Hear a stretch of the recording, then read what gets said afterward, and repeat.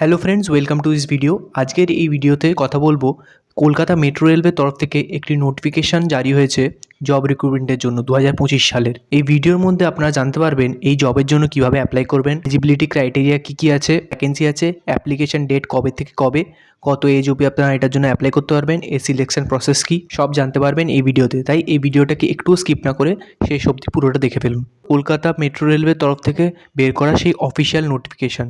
নোটিফিকেশানটি publish হয়েছে ডিসেম্বরের 1 তারিখে 2025 সালে। অনলাইন অ্যাপ্লিকেশান কিন্তু করতে পারবেন আপনারা 23শে ডিসেম্বর থেকে 2025-এর।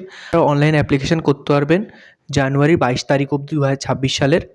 এই অ্যাপ্লিকেশান ডেটটা মাথায় রাখবেন, এর মধ্যে কিন্তু আপনার অ্যাপ্লিকেশানটা করে দেবেন যারা এই জবে অ্যাপ্লিকেশান করতে চান।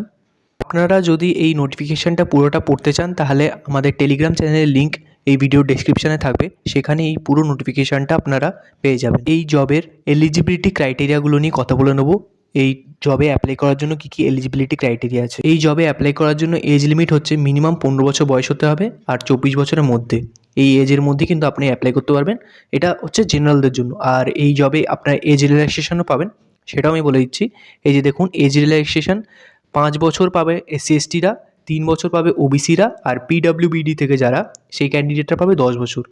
তো আপনারা যেই ক্যাটাগরি থেকে সেই ক্যাটাগরি অনুযায়ী আপনারা হিসেব করে নিন। প্রাথমিকের অ্যাডমিট কার্ডে যেই বয়স লেখা আছে সেই অনুযায়ী কিন্তু আপনাদের বয়সটা হিসেব হবে। জন্য এডুকেশনাল কোয়ালিফিকেশান কী কী লাগবে, ক্যান্ডিডেটকে মিনিমাম 10th পাস হতেই হবে, আর নাহলে 10+2 হলে আরও ভালো। আর সেটা মিনিমাম 50% মার্কসে কিন্তু পাস হতে হবে, 50%-এর নিচে হবে না। অ্যাগ্রিগেটে 50% থাকতেই হবে আপনার রেজাল্টে। এখানে আরেকটা হচ্ছে আপনার মেডিকেল ফিটনেস লাগবে, মেডিকেল ফিটনেস টেস্ট হবে, আপনাকে মেডিকেল ফিটনেস সার্টিফিকেটটাও শো করাতে হবে। সিলেকশন প্রসেসটা, এটায় সিলেকশন হবে মেরিট লিস্ট অনুযায়ী। আপনার মেরিট লিস্টে নাম বেরোলে তবেই কিন্তু আপনারা এখানে সিলেক্ট হবেন। আপনারা অনলাইনে অ্যাপ্লাই করার পর আপনাদের যদি সব ঠিকঠাক আপনারা ডিটেলস দেন তবে আপনাদের মেরিট লিস্টে নাম বেরোবে। মেরিট লিস্টে সিলেক্ট হওয়ার পর আপনাদের ডকুমেন্ট ভেরিফিকেশান হবে।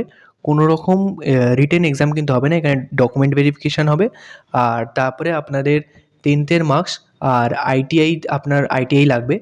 তো ITI এর মার্কস দুটো মিলিয়ে কিন্তু আপনার এখানে সিলেকশনটা হবে, সেখানে সেই অনুযায়ী মেরিট লিস্টে নামটা বেরোবে।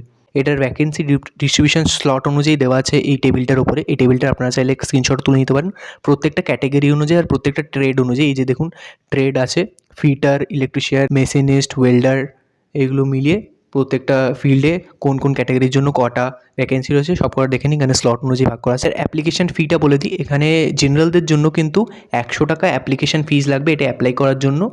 আর আপনি যদি SC/ST, PWB বা আপনি যদি মহিলা হন, মানে ওমেন ক্যান্ডিডেট হন, তাহলে আপনার জন্য কিন্তু কোনো অ্যাপ্লিকেশন ফি লাগছে না, এটা মাথায় রাখবেন। আর অ্যাপ্লাই করার জন্য আপনাকে প্রথমে এই যে সাইটটা দেখছেন, এই সাইটে গিয়ে কিন্তু প্রথমে আপনাকে রেজিস্টার করে নিতে হবে, ক্যান্ডিডেটকে রেজিস্টার করতে হবে।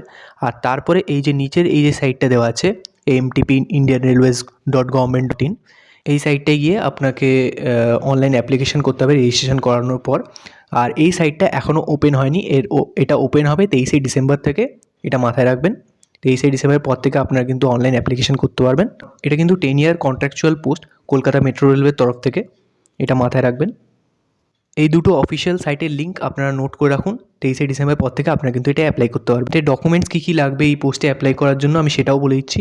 এখানে একটা স্ক্যান্ড ফটোগ্রাফ লাগবে ক্যান্ডিডেটের, ভালো কোয়ালিটিতে JPG ইমেজ হতে হবে, আর 3 মাসে বেশি পুরনো যেন ফটোগ্রাফটা না হয়। আর স্ক্যান্ড সিগনেচার হতে হবে। আর একটা 10th-এর মার্কশিট লাগবে আপনার, PDF ফরম্যাটে 10th-এর মার্কশিটটা আপলোড করতে হবে।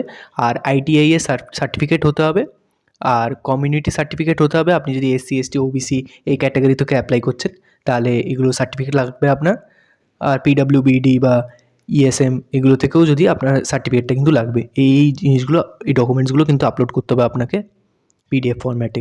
কলকাতা মেট্রো রেলওয়ের তরফ থেকে বেরোনো জব নোটিফিকেশান নিয়ে যা যা ডাউট থাকার কথা আমি সব এই ভিডিওর মধ্যে ক্লিয়ার করার চেষ্টা করলাম।